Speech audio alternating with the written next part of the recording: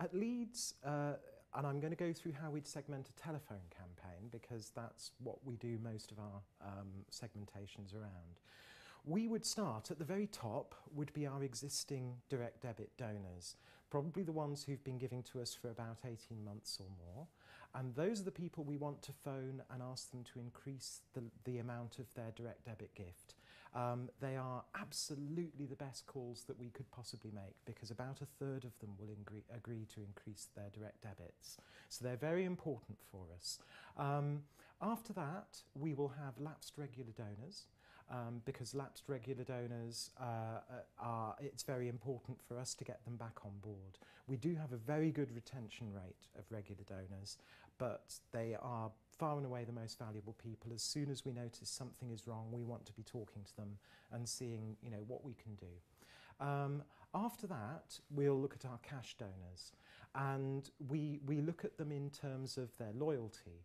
So the next most important group for us will be our very loyal cash donors who've been giving us for 3 years or more, followed by our loyal cash donors who've been giving for 2 years, and then our first-time cash donors who made their first gift in the previous year.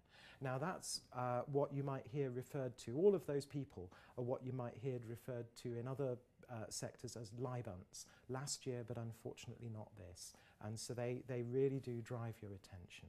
After that we have our Cybunt cash donors, and Cybunt means some year but unfortunately not this, and we split them out again depending on how long ago it was since their last cash gift, because we sometimes find that people will take a gap of a couple of years and then come back. So the wisdom says, well, the people who've only been out for a couple of years should be better.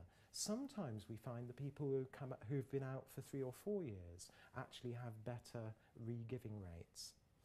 After that, we look at our non-donors, and we have a propensity modelling database at Leeds that gives our non-donors a score based on how likely we think they are to give us a regular gift.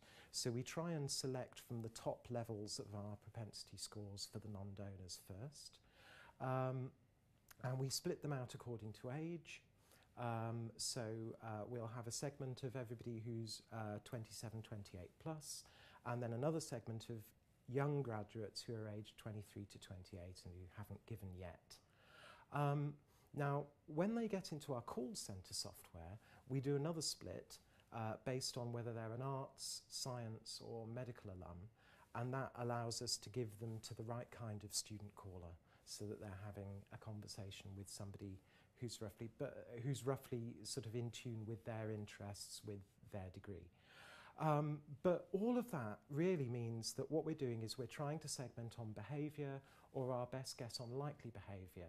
The other thing we're trying to do is we're trying to front load at the beginning of our financial year those alumni who are most likely to give us a regular gift, so that within that financial year we have the best chance of getting as many months as possible of their regular gift that we can get for our cash flow. So that's how we segment at Leeds.